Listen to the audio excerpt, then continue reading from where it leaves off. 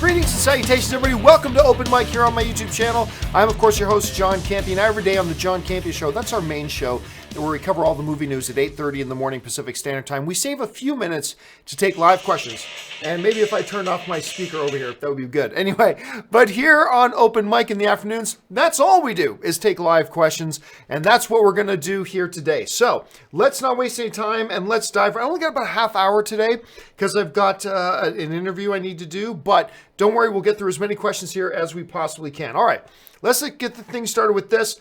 And the first question today comes to us from Vrinder Singh, who writes, I consider myself a hardcore sci-fi, fantasy, and horror fan. Not many other genres catch my interest, but oh my God, that Dumbo trailer nearly made me cry. Really looking forward to it now. Yeah, we talked about the Dumbo trailer that dropped today. If you haven't seen it, it's now online. So the live-action Dumbo trailer dropped today. And a couple things. Number one, I am not a Tim Burton fan. Don't get me wrong, I don't dislike Tim Burton. And I like a couple of his movies, but I dislike more of his movies than I like of his. On top of that, I'm not a big fan of the style. Now, compounded on top of that, the last time Tim Burton directed a Disney live-action film, Alice in Wonderland, the movie was a hot, steaming pile of garbage. So hearing that Tim Burton was going to direct Dumbo does not, send my flag in the air by any stretch of the imagination.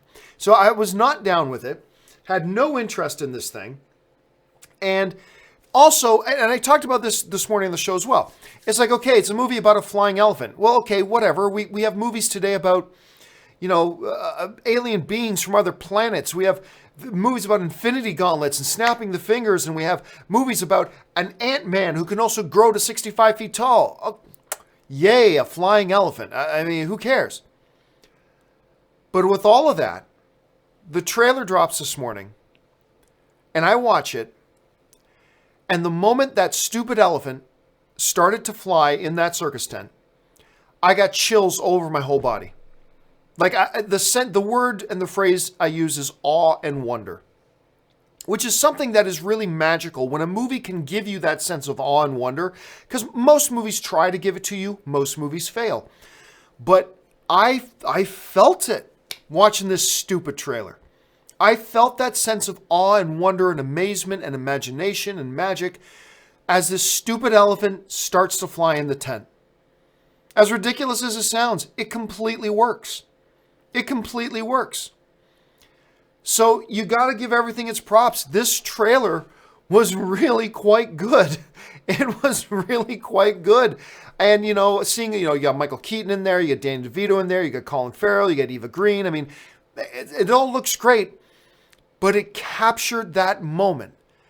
In like a 1-minute trailer, it captured that moment, sent chills through my body, and made me really want to see it. And what else can you say to a trailer that has all those things working against it? I don't like Tim Burton. I hated what he did with Alice in Wonderland. Big deal. It's a movie about a flying elephant, blah, blah, blah, blah, blah. And when a trailer can take all of that and make an average movie fan like myself completely turn around and go, now I want to see this movie. Now I'm interested in seeing this movie. Now look, we say this all the time. How many times have we seen fantastic trailers to garbage movies, right? Happens all the time. But still, we're talking about the trailer. Give the trailer its credit. It did an amazing job. And I'm with you, Vrinder. Like at the end, I mean, I may not have had tears or anything like that, but I felt the chills. Like I did. And wow, it looks great. I mean, whatever expectations I was bringing to it, fine. But now that I've seen the trailer, it's like, yeah, this thing looks great. Call it as I see it. And yeah, if you have not had a chance to watch this damn Dumbo trailer yet, make sure, even go away from my video right now, come back later. Go watch that damn trailer because it's pretty special. They did a nice little job, especially considering it's just a teaser. It's like a minute to a minute and a half teaser trailer, and it made that big of an impact on me. So yeah, check it out. It was a job well done on their part. All right, King of the Hills 34 writes, Comcast puts in their bid for Fox. Yes, they did, and it's a much bigger bid than Fox made, or than Disney made. Disney's Fox is like $52 billion and change. Comcast's offer, made official today, is being reported at $65 billion. That's like $13 billion more than Disney's offer. Don't tell me Fox's shareholders aren't thinking twice now. Fox's shareholders are very much thinking twice right now. Now, it's going to be up to Disney to see if Disney comes back with another counteroffer to jump over top of Comcast bid. But that's $13 million more dollars than, or $13 billion more dollars. $13 billion more dollars. And their offer, Comcast offer, is cash. Disney's offering $52 billion in Disney stock. So you get the cash, you can do anything you want with that, including buy Disney stock if you want to, and then you still have money left over. This is a crazy high bid. I was expecting their bid to come in at about 60. I expected Comcast's bid to come in at about $60 billion, which would have still been significantly more money than Disney's offer. 65? That's basically Comcast saying, we're not messing around. We want this. And they went right for the jugular. Like, they didn't say, oh, yours is 52, we'll do 57. No, they went right for the jugular. $65 billion, $13 billion more. This, I'm telling you right now, if Disney, I will predict this right now. If Disney does not up their offer, the Fox shareholders are going to go with Comcast deal. I'll tell you that right now. I would 100% believe that if Disney does not come back with another offer, the Fox shareholders are going to, number one, vote to reject Disney's offer, and then they're going to vote to take Comcast's offer. It doesn't matter what Murdoch wants. It doesn't matter what the Fox executives want. All that matters is what the Fox shareholders want and what they vote. And they're the ones getting the money. And if I've got some group coming to me with $52 billion in stock or $65 billion in cash, I'm taking the $65 billion in cash. Damn right I am. So, I mean, this situation just got way interesting. Like I said, this bid is higher than I was expecting them to come in with. They are clearly going for the jugular.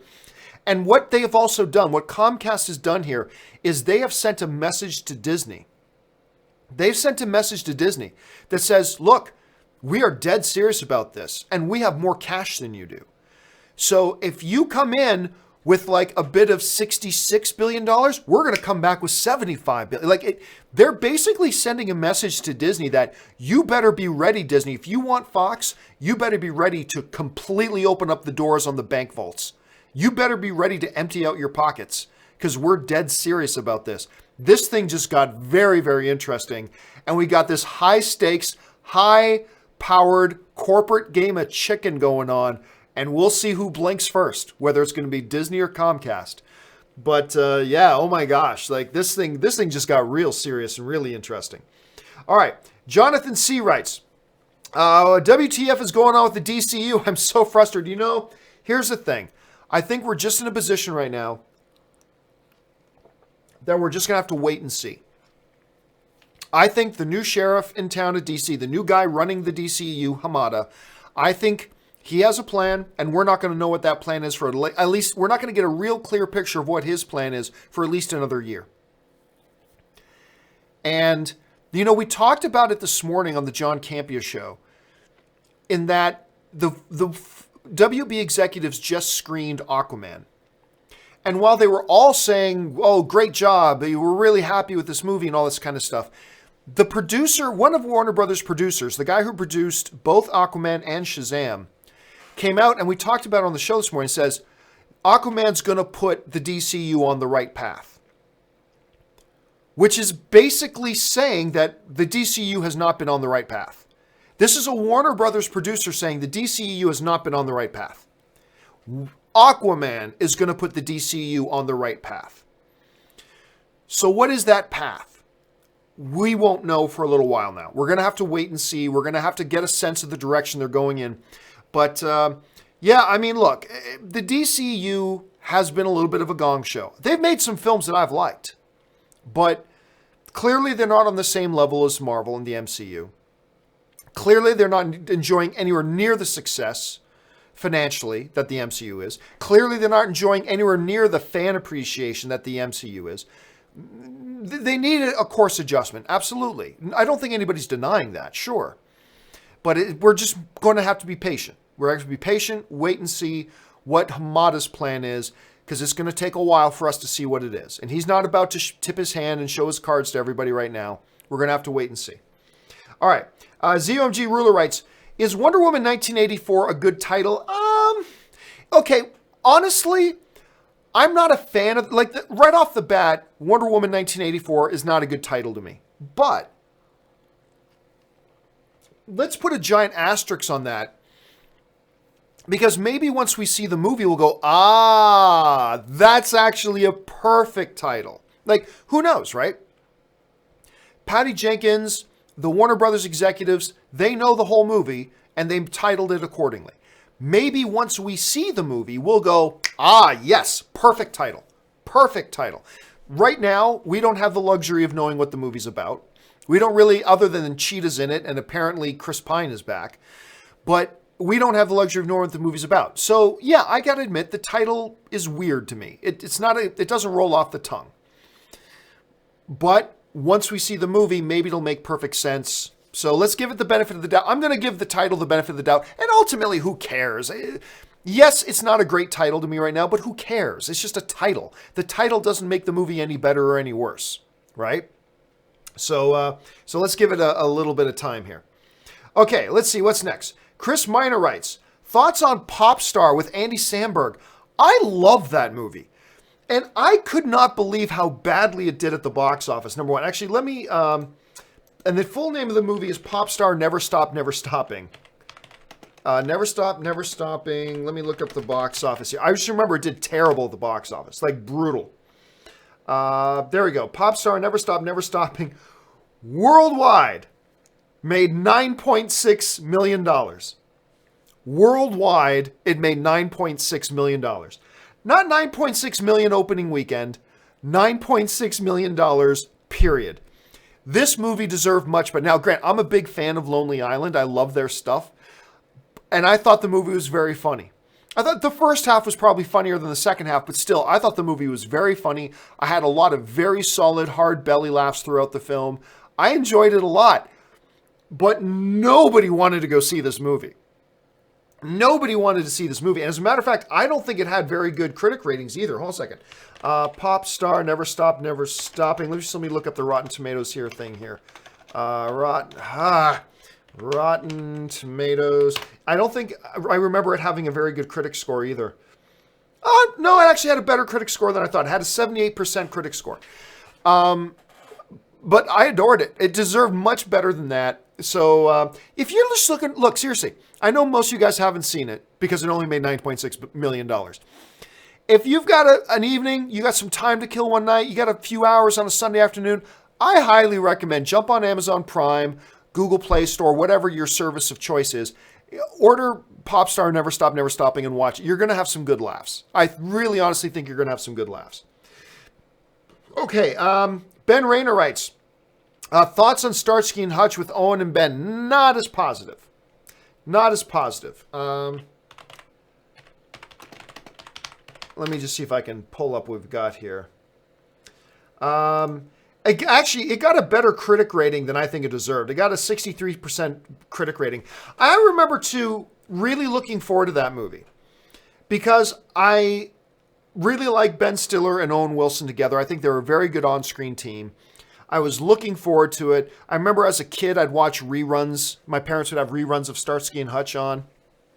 So it had potential. I believe Snoop Dogg was like not the villain, but Snoop Dogg was like Huggy Bear in it, which is great casting. But I didn't like the movie. I thought it was a bit of a flop, to be honest with you. Did not click with me the way I was hoping to. Okay, let's see. Jeff Kang writes, Kobe is better than LeBron because Kobe never got... Oh, you're adorable.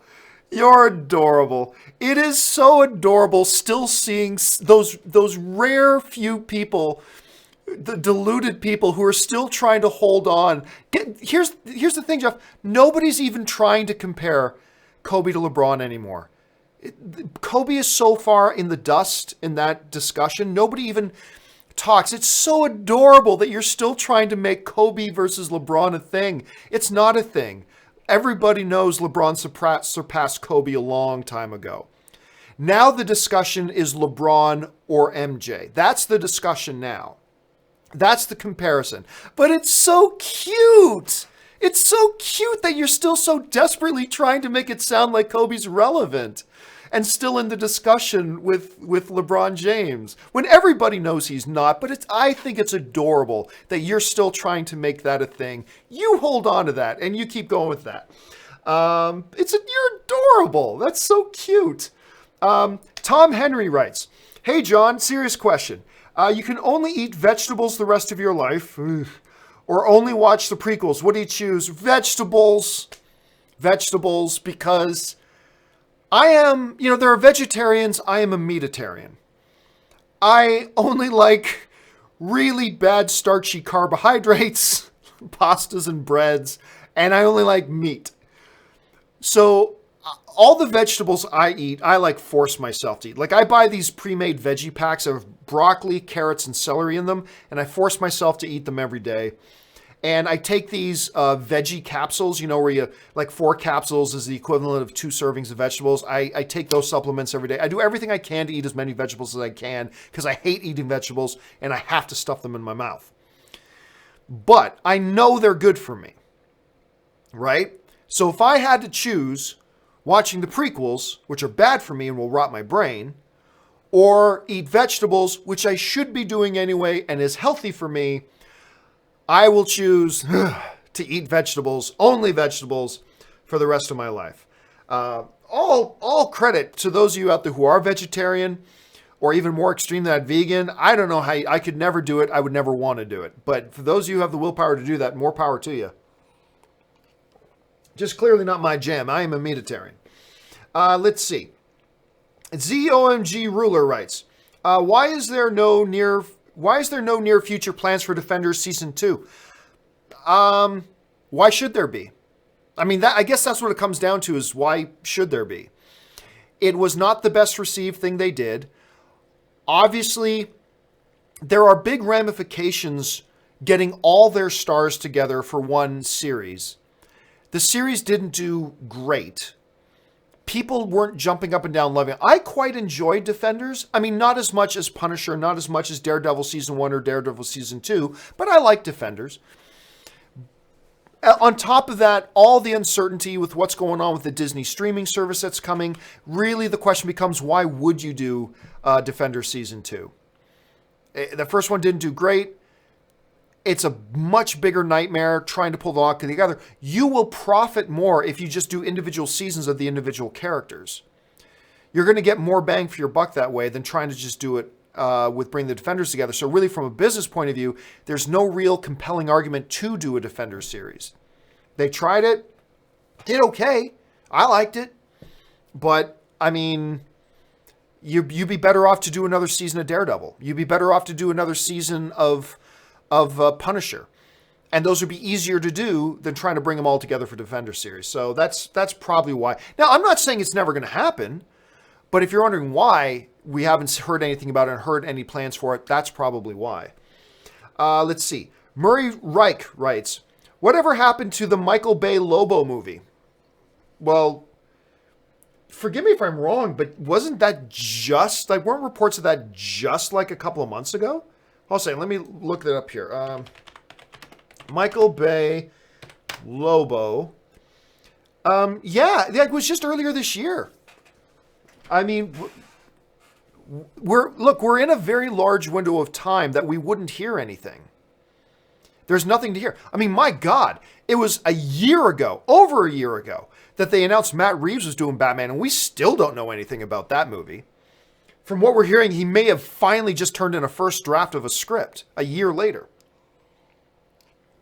So, yeah, the Michael Bay Lobo thing, I mean, that may or may not ever still happen, but why would we have heard? There's no reason we would have heard anything by now. It only was a few months ago. If they are moving forward with it, it's probably just in development right now. So would probably be a few more months before we even hear if it gets a green light or not.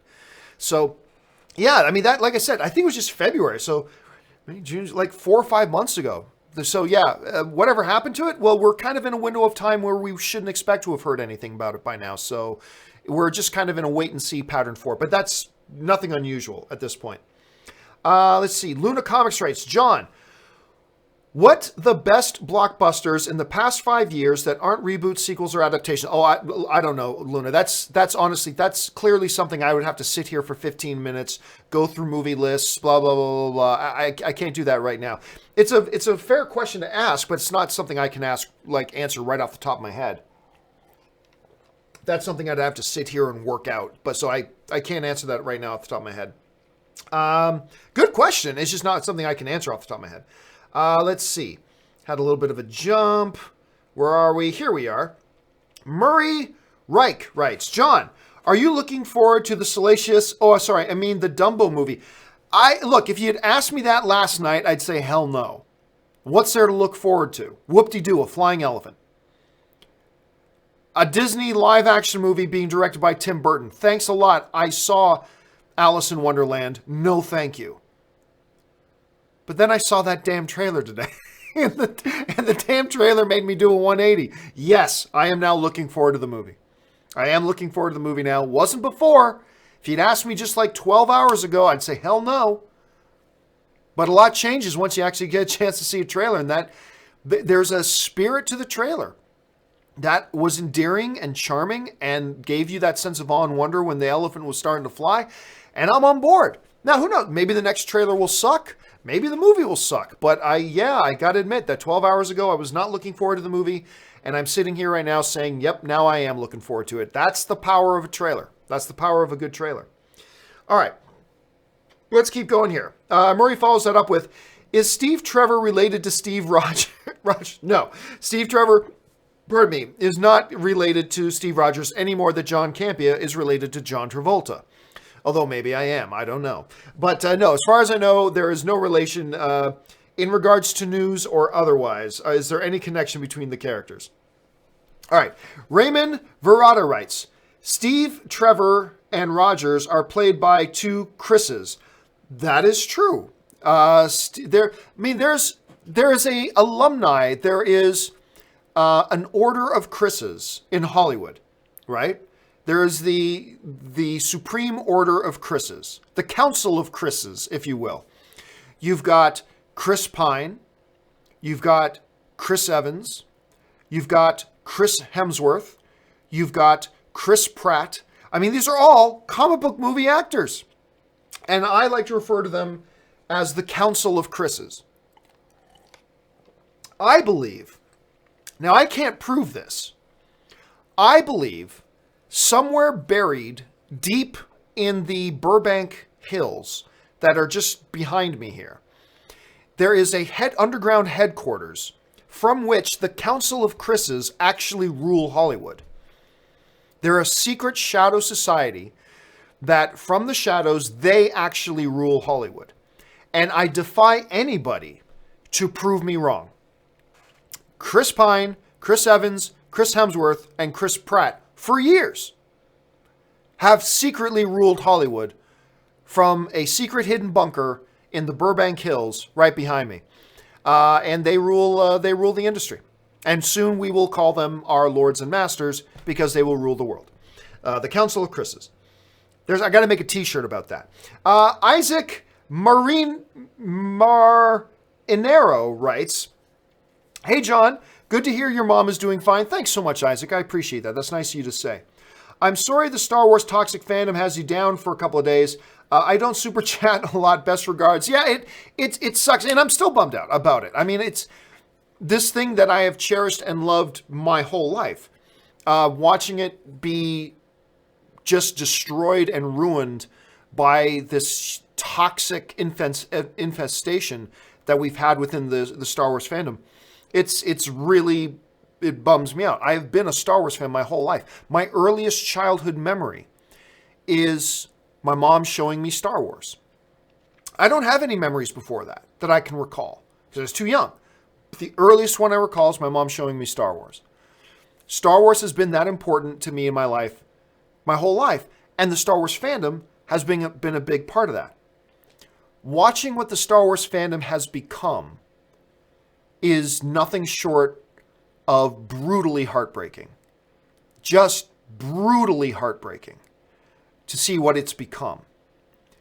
To the point that, the racism, the inherent sexism, the homophobia of it all, the fact that it's so toxic, they will attack and trash a sweet, awesome, just amazing girl like Kelly Marie Tran and just beat her and beat her and beat her so badly she just gets off social media altogether. It's horrible. When you get organizations like the Stormtrooper organization, right? The I can't remember the actual number. I'm embarrassed. I'm forgetting the name. The 401 or whatever, the Legion, right? That have been doing good in the world for decades now. Like there's this group of people, you know who they are. They make Stormtrooper replica armor. They've created chapters across the United States and across the world. They've gotten together to do charity work and do good things in the world. And you see a history of Star Wars fandom being a quote-unquote force for good in the world, to seeing them become a bratty, entitled, toxic, cancerous, just bowl of vomit. It doesn't just gut me down for a few days. It's completely bummed me out. Like seriously, it's devastating. From a fan, first world problems, from a fan perspective, it's completely devastated me. From the perspective of fandom.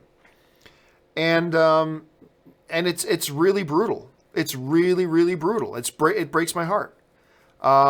So much so that I just don't want to be I don't want to be associated with the Star Wars fandom anymore because of what they've allowed themselves to become. And I honestly can't put into words how much it affects me. It affects me a great deal. It really does. But hey, it is what it is. Anyway, I appreciate the comments, Isaac. I really do. Thank you so much. Kevin Brown writes, but John, why didn't Yoda use that lightning strike on Snoke from the beginning? Then Ben never would have turned. Plot hole, love the show. No, I mean, first of all, remember something that Ben Kenobi says. First of all, we don't understand. They've never explained to us, and they shouldn't, all the rules that govern Force ghosting.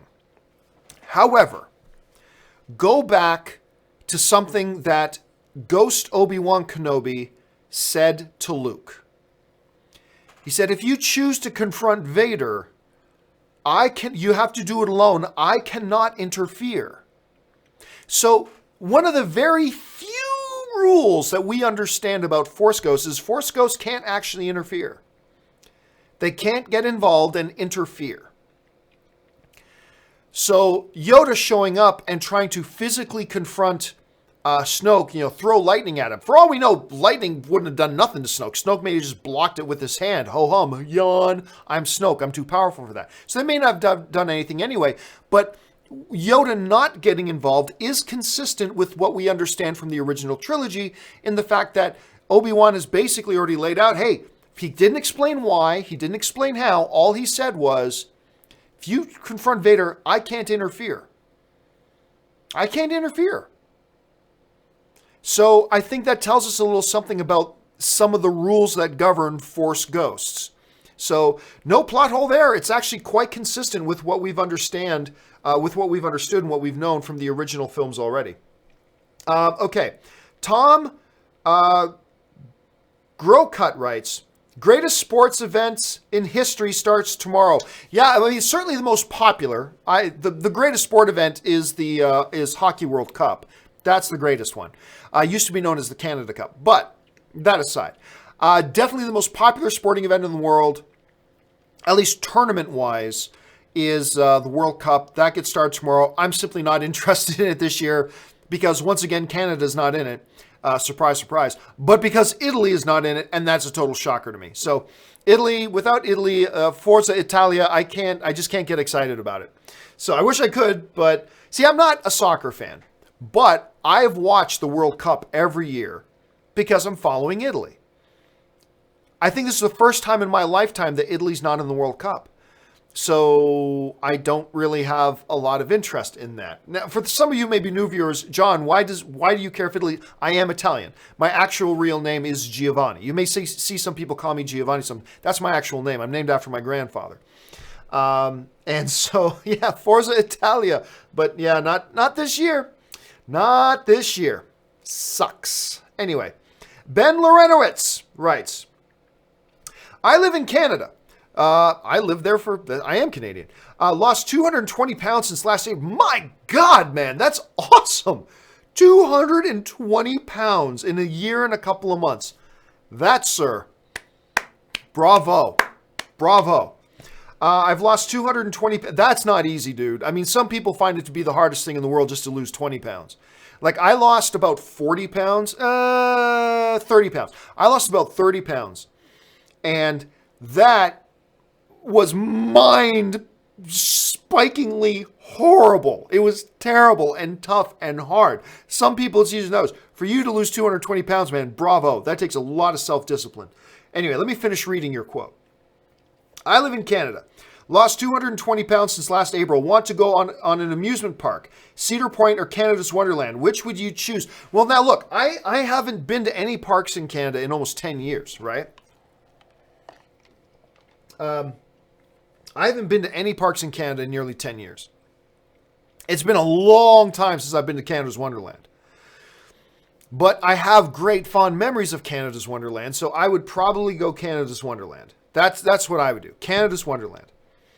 And you know what? It's funny. You mentioned you want to go on an amusement park. I remember there is I won't name him by name because I don't want to call anybody, but I have a colleague of mine that works in my sphere. And look, movie pundits, we are not the healthiest group of people. We sit on our ass all day and watch movies and then sit on our ass all day and write about movies. It's not a healthy lifestyle. There are a lot of people in the film punditry community that I would not want to go into a street fight with them on my side. Let's put it that way. But I remember there was one guy, a good guy, really good guy, but you know, he was at a really unhealthy weight. And he went to an amusement park with some friends. And it's really quite sad. They would not let him on one of the rides because he would not fit in one of the seats.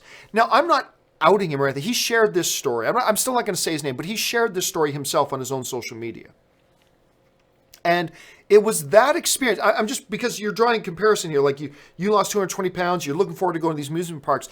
It reminds me again of this colleague who went to an amusement park, couldn't sit, and he was embarrassed because he was there with friends. And I think maybe his girlfriend at the time too. And they wouldn't let him on the ride. And that was a wake-up call for him. And he started to lose weight, and he has lost a bunch of weight.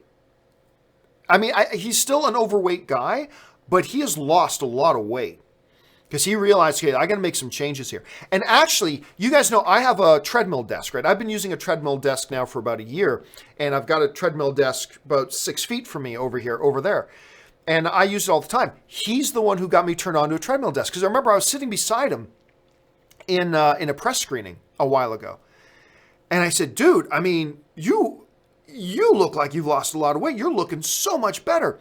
And I said, what's the main thing to you? And there's no one right thing. I mean, it could be diet, it could be exercise, it could be a combination, it could be this, blah, blah, blah. And he told me, I got a treadmill desk. And I'm like, tell me more about this treadmill desk. It's a treadmill with a standing desk. You put all your computer stuff, your monitors, your speakers, your phone, whatever, you got all your stuff there. But instead of sitting on your ass and working, you're walking. He goes, I'm now walking 7, 8 more. I'm walking like 8 miles a day just while I'm working. I'm like, I need to get me one of these treadmill desks. And I went out and got a treadmill desk. And I have him to thank for it. So, yeah. So there you go. So congratulations again, Ben. That's an amazing accomplishment. Let's see. Isaac Marinero writes, I took a Cinemarts class. I'm not quite sure what that is. I took a Cinemarts class, and none of my classmates were Marvel/DC movie fans. I realized how small our group of fans are to what you were saying. I mean, look, obviously, these movies make a lot of money. A lot of people like going out to see these movies, but the hardcore fan base is not actually as big as you might think. And we see anecdotal evidence of that all the time, and we get reminders of that all the time, and something like that is true. Fortunately, these are movies that also appeal to the general audience, and they get excited about going to see these movies too. But actually, give me a second. I am curious. What is a Cinemarts class? Cinemarts class. Oh, I guess that's just a general saying for cinema arts. Okay, I thought it was like a specific program you were taking. So I'm like, I'm curious. What is the Cinemarts class? I'm curious now. Okay, just cinema arts. Okay, well, thank you for sharing that. I appreciate that. Ben Lewinowitz writes, as in 2017, since last April 2000. Oh, I get it. Oh, yeah. No, I get it. Yeah, I would not have expected that you lost 220 pounds since April of 2018. April, May, June. So 2.5 months. Had you lost 220 pounds in 2.5 months, I would say, sir, you have a flesh-eating disease. You are dying. You need to go to the hospital immediately. So I would have got it. Yes, so I did. I understood what you meant by last April. All right. Let's see here. I've already gone over a half hour, but who cares? Let's just keep going. Warrington Train Spotter writes, I managed to pick up Escape from Alcatraz on Blu-ray, and it's still a great movie. Damn right, it's still a great movie. Even now, one of my favorite Clint Eastwood films. Is there a classic old movie you still enjoy? Love the show. Keep up the... Oh, there's several. There's several that I will stop what I'm doing. If I'm walking by a television, whether it's in my own home, at my parents', in a Target, that I will stop and watch. A couple of those are... We've been talking a little bit the last few days about Lawrence of Arabia. I will drop whatever I'm doing if Lawrence of Arabia is on, and I'll just watch. Ben-Hur, Bridge on the River Kwai is another one. The original Spartacus is one for sure. So anyway, yes, long answer short. Yes, there definitely are. Escape from Alcatraz is a great one. What's another one that I just gotta stop what I'm doing and watch if it's on? I know there's more. Like, I mean, you could there are some other classics, you know, whether you're talking about a well, I've already mentioned the Ben-Hur one. Whether you're talking about Rosebud, whether you're talking, you know, Citizen Kane, but see, I wouldn't. There's a bunch of those types of movies like Citizen Kane that are truly all-time great classics, but are not necessarily ones that I will drop everything at the drop of a hat and, you know, watch right away. I mean, there's a whole bunch of Alfred Hitchcock and things like that that I do love and enjoy, but like ones that I will drop everything that I'm doing if it's on a screen near me. And those are a bunch of the ones that I can think of. But yes, Escape from Alcatraz is a great example. Let's see. Where am I? Folsom53 writes, interesting to note that there has been 4 Star Wars films released in between Jurassic World and Jurassic World 2. Oh, that's true. Hold on a second. That is true. I had not thought about that.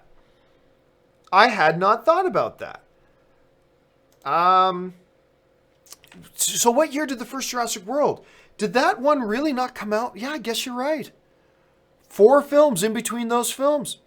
There you go. That's actually a really neat observation. I hadn't thought about that, but that's a really, really good observation.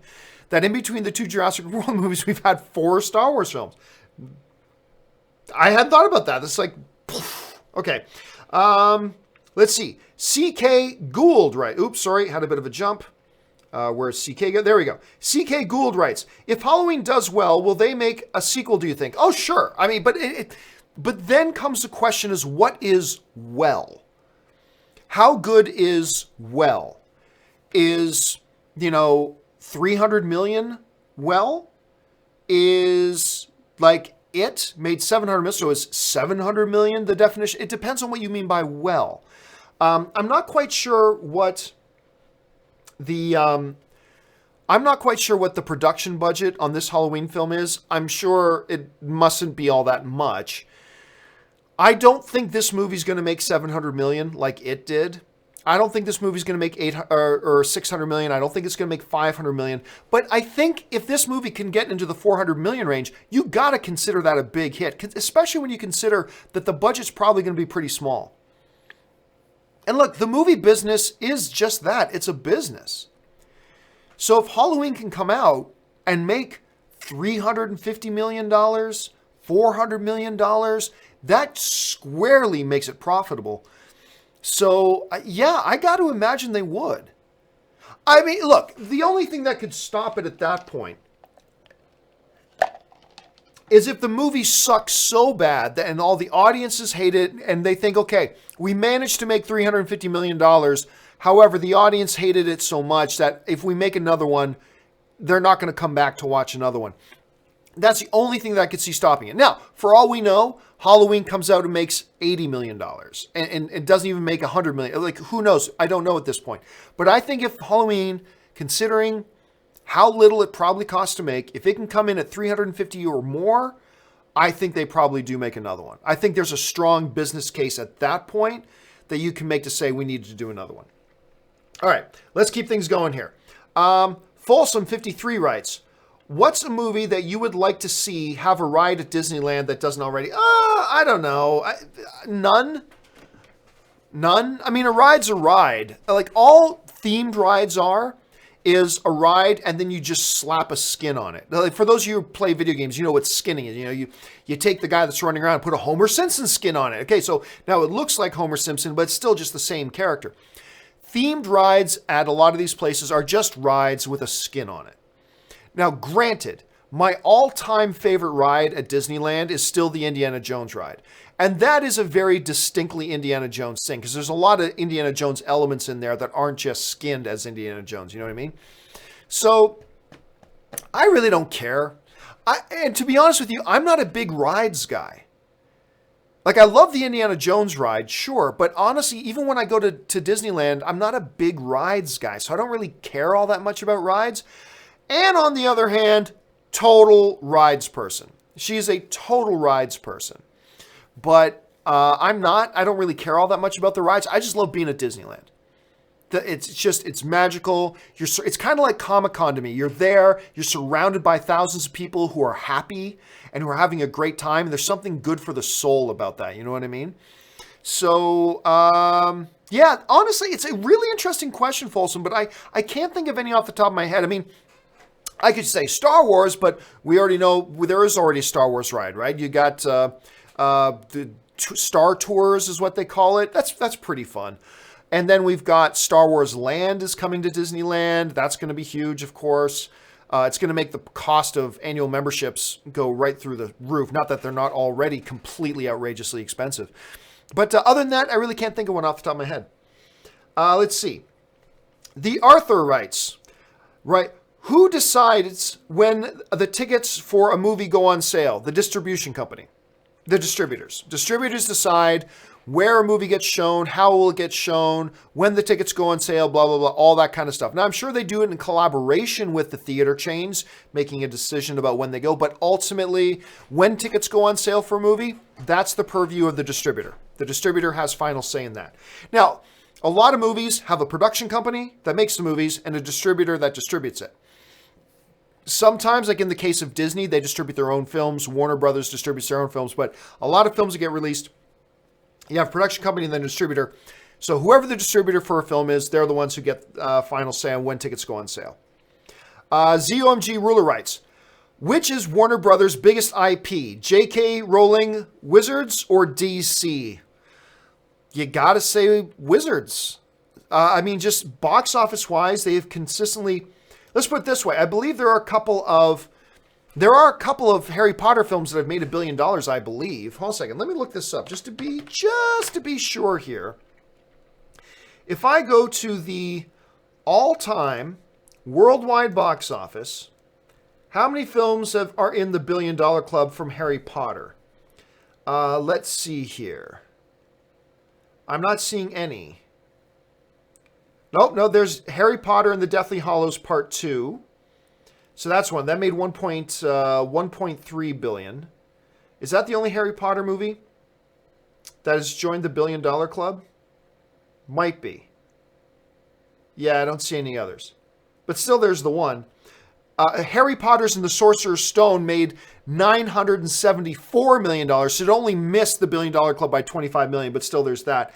Then Harry Potter and the Deathly Hallows Part 1 made $960 million, only $40 million off. And let's put it this way. So right there, then there's Harry Potter and Order of the Phoenix, which made $939 million, so only about $60 million off of the $1 billion.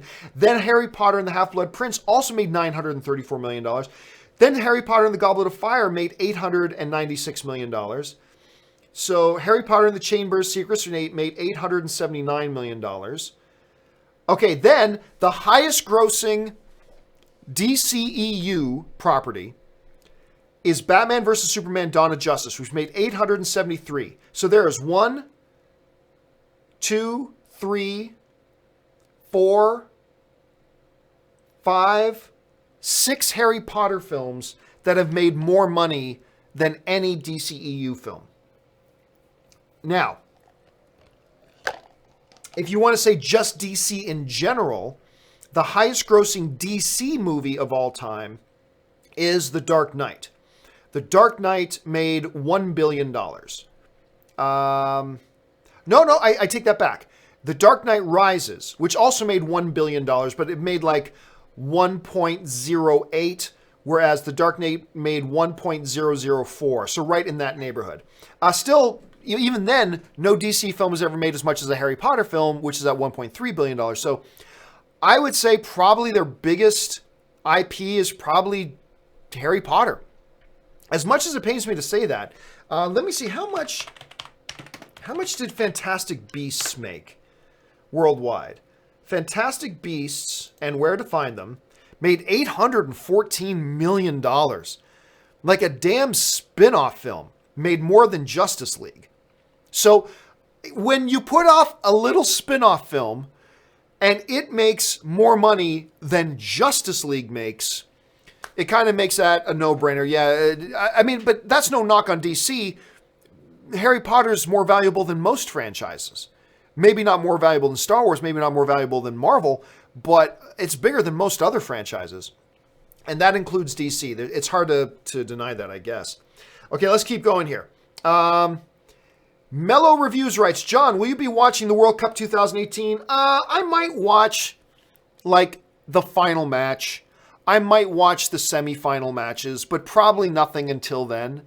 Like, I'm not a fan of baseball, but I'll watch the World Series.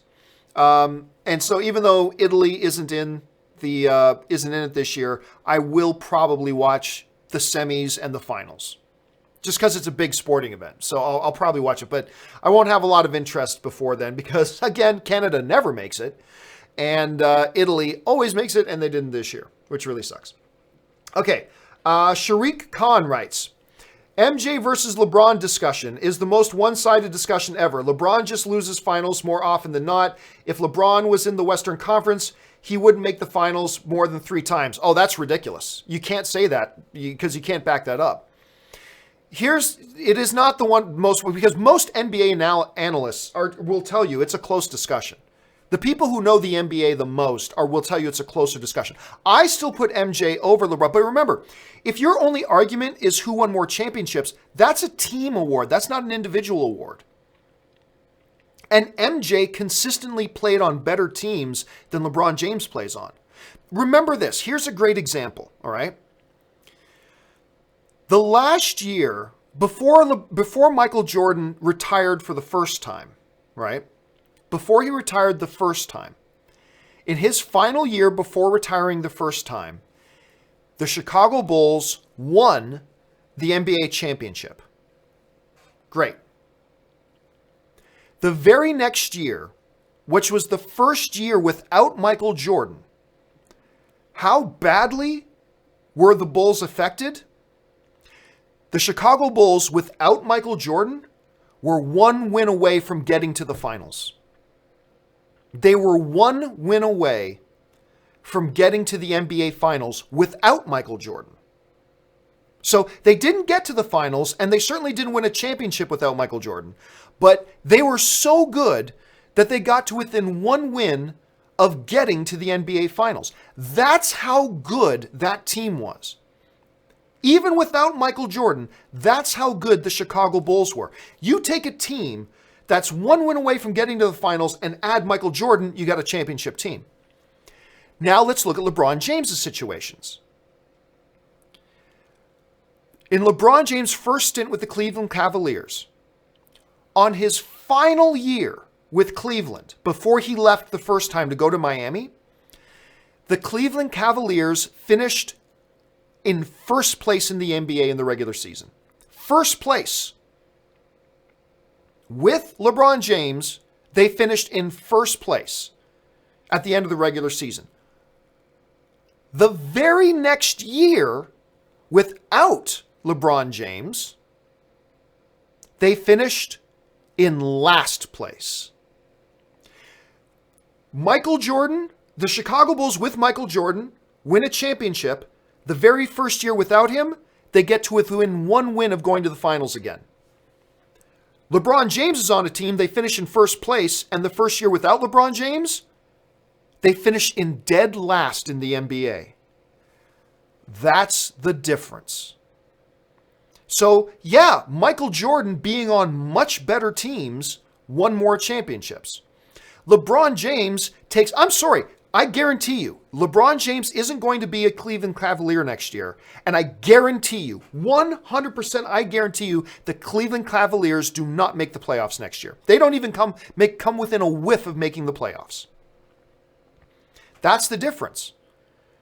MJ can come and go, and that team is still a big playoff threat. LeBron goes, their teams go the thing. See, the difference between MJ, who I still say is the better player, but the difference between MJ and LeBron is LeBron can take garbage teams, put them on his back, and take garbage teams to the NBA Finals. No other superstar in the NBA has ever really done that. Kobe, only when he had all-star lineups around him could Kobe get to the finals. Michael Jordan, we saw his team was a great team even without him. Not as good, but they were still a great team without him. LeBron James takes garbage players, throws them on his back, and carries them to the NBA Finals. That's what LeBron James does. Because this Cleveland Cavalier team, if he wasn't on the team, they don't even make the playoffs. With him, they get to the NBA Finals. An NBA Finals against a team that had 2 NBA MVPs, the NBA Defensive Player of the Year, another player who's a 3-time All-Star and 3-time All-NBA player in Thompson. And by the way, Iguodala, right? He was their worst player.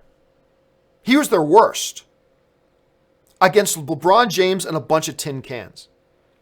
So this whole argument about what Michael Jordan's team did versus what LeBron James's team did is irrelevant when you're trying to compare just Michael Jordan to LeBron James.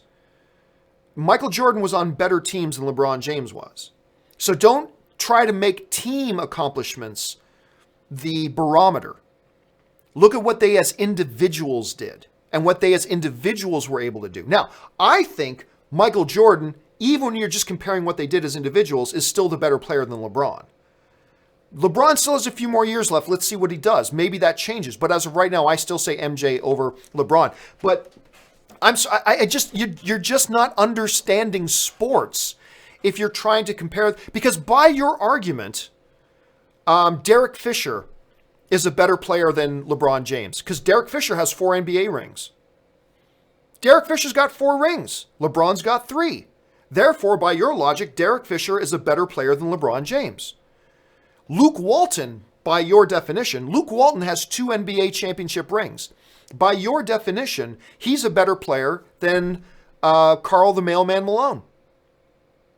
Hall of Famer Karl the Mailman Malone is not as good as Luke Walton, according to your logic, because Luke Walton has 2 NBA championships and Karl Malone has 0. By your logic, Luke Walton's better than Charles Barkley. Charles Barkley, Hall of Famer, but he's got no rings. So, by your logic, Derek Fisher and Luke Walton are better than Karl Malone and Charles Barkley. So, you got to get past this whole thing of trying to make what the team was able to do and look at what the individual contributions were. And then, the discussion between MJ and LeBron is much closer. MJ's still on top, but it's much closer. Let's see here. I went on that longer than I should have, but I love talking sports. What can I say? Therm writes, Sharon Stone said she had a wee role in an MCU film. I thought it would be Janet Van Dyne. That went to Michelle Pfeiffer. Have you heard anything? No, I haven't, to be honest with you. No, that's news to me. I don't recall Sharon Stone saying that. And maybe I'm forgetting something, which is, wouldn't be the first time that I forget something. But maybe I'm forgetting something. But no, I haven't heard about that, so I can't answer that. James Zadharain writes, they're irrelevant trolls, not fans. Well, they've made themselves very relevant by forcing just wonderful, kind, delightful people like Kelly Marie Tran, call her bitch chink enough on her social media thing, and she just says, this isn't worth it, and she goes away. So they made themselves relevant. And they count themselves as Star Wars fans. So, I'm in spirit, I'm with you, James, but they have made themselves very relevant. Jake writes, have you seen Hereditary yet? Love you, John. Nope, still haven't had a chance to go see it. Last night was my anniversary, so me and Ann had other plans last night. Tonight I'm working all night, probably till Ann gets home from E3, so I'm probably working till like 10 or 11 o'clock tonight. Fingers crossed maybe this weekend. I still haven't seen Upgrade yet either, which is pissing me off because I've been looking forward to Upgrade so much, but I haven't had a chance to watch Upgrade yet either. So I'm dying to watch both of these damn things. Cameron Belgrade writes, can I get a birthday shout out? It's my 20th. Happy birthday, Cameron. I still remember my 20th birthday. It was a lot of fun. Actually, I was really depressed when I turned 20 because I'm not a teenager anymore. And I knew a lot of my excuses just went out the window because I could excuse a lot of stupid things I used to do because I'm a teenager. Suddenly I was 20 and I didn't have that excuse anymore. But happy birthday, man. I hope you have a great one. Let's see here. Tasty Waffle writes, hey, John, here's something to make your day. I'm a huge Star Wars fan, and I love Kelly Marie Tran. I love diversity, and I love you. Thanks for all you do. Oh, thank you so much, Tasty Waffle. I love Kelly Marie Tran. You know what? Let me just see if I can. You guys may have seen this before, but just in case you have not, let me see if I can bring this up. It's totally worth it. So, before The Last Jedi came out, my wife, Anne, because we all heard about this Kelly Marie Tran at Star Wars Celebration. That's where Star Wars introduced us to Kelly Marie Tran, and she's going to be playing this new character called Rose at Star Wars Celebration. So Anne, being an Asian girl herself, was completely fascinated by, hey, who's this Kelly Marie Tran girl? This first Asian girl that's going to be in Star Wars, which just made Anne loved that. She's going to get to see somebody that looks like her in a Star Wars movie. She was all excited. And she started following Kelly Marie Tran. And Kelly Marie Tran is legit one of the most fun and truly nerdiest girls. She's constantly writing about playing Magic the Gathering. She's constantly writing about playing Dungeons and Dragons. She's constantly writing about her cosplay that she does and blah, blah, blah, blah. And anyway, so Anne and I go to the premiere of Star Wars The Last Jedi. And it was right near the end of the night. We're getting ready to leave, and we see Kelly Marie Tran. And I run up. I don't even think Anne knew what I was doing. I just sprint over to Kelly Marie Tran, and I'm like, can I please take a moment? Because she was on her way somewhere, and I stopped. It's like, can I introduce my wife to you? Because my wife is a huge fan. So Kelly Marie Tran, she stops what she's doing, right? So there's a story here. Follow me here. There's a story here. So Kelly Marie Tran goes, absolutely. And she comes running over and she meets Anne and she comments Anne on her dress and all that kind of stuff. And then I say to Kelly Marie Tran, here's a second picture. I'm like, just so you know, the only reason she wanted to come, talking about my wife, I said this to Kelly Marie Tran, the only reason she wanted to come was because she wanted to have a chance to meet you, which was totally true. And Kelly Marie Tran, her jaw drops open when I say that. And she instantly turns around and grabs Anne and puts Anne in this big bear hug, right? And just hugs her for a good 10 seconds. Just hugs her and just like, oh my God, you're so sweet. You're so great. And then after that, I'll move myself over here. And then Anne's like, okay, I know you're on your way somewhere. You can do this. She goes, no, come with me. And she grabs Anne's hand and drags Anne along with her to go to this other circle of friends that was trying to get her attention. She was trying to go over and see. That's Kelly Marie Tran. That's this movie star who everybody wanted to talk to, and she could go blah, blah, blah. She's just because she heard that this girl just wanted to come to meet her, and she reacted like that, took the time out, and then when Anne goes, I know you were on your way somewhere, and she goes, no, grabs Anne's hand and drags her along with her. That's Kelly Marie Tran. This pure-hearted geek fan and Star Wars fans, there was a group of Star Wars fans that decided that they wanted to dedicate themselves to tearing her down. Call her every name in the book that they could and tear her down. And that's why it pissed me off so much. Because I had a chance to meet this girl. She's adorable. She's a complete sweetheart. And this is the girl, there was this individual that these fucking morons decided to dedicate themselves to try to tear down. And look, I don't begrudge anybody say, I didn't like that movie. I don't begrudge anybody say, hey, I didn't like her in that movie. Hey, that's fine. That's movies, man. That's movies. But oh my God, the stuff that was written on her social media page. It's just, and this is coming from Star Wars fans. Pissed me off so much. Pissed me off so much. But hey, that's humanity for you. That's humanity for you. Anyway, you know what, guys? I've already gone over an hour, and I was only supposed to do a half hour. But there's only a few questions left. So do me a favor. If you haven't sent in a question yet, please don't. I'm just going to get through all these questions so they don't have to wait for the companion video. Let's see. Royce Freeman writes, if you watched a movie by a filmmaker you were friends with and you thought the movie was horrible, what would you say if they asked your thoughts? I'll tell you exactly what I did. I'll tell you exactly what I did. I had some buddies of mine made a little film with Gerard Butler called Gamer. And Milo Ventimiglia was in it. Gerard Butler was in it. And they did some good things in it. It's off the wall. It's bonkers. There's some good things about it. And, you know, you still want to temper what you say. But I had lunch, it was just a year ago, I was having lunch in Hollywood with one of the guys who made the film. And Gamer came up and I'm like, yeah, not your best effort. And I'm a fan. These guys make good movies, but I was like, yep, not your best effort. And that's what I would say to them. It's like, yeah, not your best effort. I would try to be nice about it, but I wouldn't lie. I would not lie to them. If somebody I know makes a film and I don't think it's any good, I'll point out the things that I think are good, but I also won't lie to them. And because if I can't do that, how can I do that with my audience? I mean, I just got to be honest with my audience. Hey, look, I know everybody loves, what's a good example? Blade Runner. I know everybody loves Blade Runner.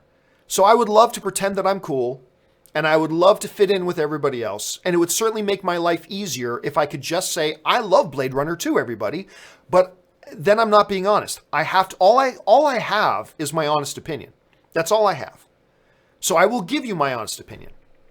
Even if it makes me look bad, I will give you my honest opinion. And so I treat my friends who make movies no differently. I will give them my honest opinion. Let's see. Luna Comics writes, John, do you remember the first SpongeBob movie? Not the one in 2015, the one in 2004. Nope. No recollection of it whatsoever. I have no recollection of it. As a matter of fact, I didn't even remember there was a 2004 SpongeBob movie. That's why I learn something new every day doing this show. But no, Luna, I have no recollection of it. I Do Monologues writes, remember Germany versus Brazil 7-1 World Cup game? Nope, don't remember that either. Unless Italy was involved in it. Although it is weird thinking of Brazil. Oh, wait. I think I do remember. Yeah, because, okay, I think I remember. I think. because I think I remember that it was just like a national embarrassment for Brazil, because Brazil's a powerhouse, a soccer powerhouse, lose 7-1. I think I remember. I can't say for sure that I do, but I think I recall that. Justin Welsh writes, John, my birthday, I got a Cinemia card as a gift. Congratulations, man. Use it up. Use that thing. It's a lot of fun. And you get, the nice thing about Cinemia over MoviePass is that you can use it online. You can buy your tickets in advance. Use Fandango. It works great with Fandango. So use it with Fandango. And I do monologues, right? So can you speak a little Italian? I can speak a little Italian. I can roughly make out conversations. Like when I'm with my family, and they're like, my dad will just speak in Italian with my uncles and my grandfather and stuff like that. But I can tell you what they're talking about. I couldn't give you a line-by-line translation, but I can basically tell you, they're talking about my uncle's car. You know, I can give you the basic gist of what it is they're talking about, but I couldn't give you a line-by-line translation. Because my dad married a Canadian girl. So we grew up in my house speaking English, except for when we were with my uncles or my aunts or my grandparents on my dad's side. Then Italian was spoken a lot, and that's where I at least started to pick up. And then I try to do a little bit of Italian here and there, but I could not. If somebody were to straight up ask me, John, do you speak Italian? I say no. I don't speak Italian. I mean, because that's essentially the truth. I can't sit here and have a conversation with you in Italian. All right, that will do it for today's installment of Open Mic. Thanks so much, guys, and thanks for bearing with me as I went off on some rabbit trails there a little bit and went off on a tangent here, but I do that from time to time. Thanks so much for being here. By the way, guys, the solo spoiler discussion part 2 is going up at 5 p.m. Pacific Standard Time. That's 8 p.m. East Coast time. So for those of you who are waiting for part 2 of that spoiler discussion video, that's going up in just 2 hours from now. So that'll be up. I'll probably be playing a little bit more Warcraft later tonight. Tomorrow morning, I got my review for the movie Tag is going up. Of course, at 8:30, we have our lead main show, which is the John Campea Show at 8:30 in the morning Pacific Standard Time tomorrow. Make sure you join us for that. And that'll do it for today, guys. Thanks so much for joining me. My name's John Campea, and until next time, bye-bye.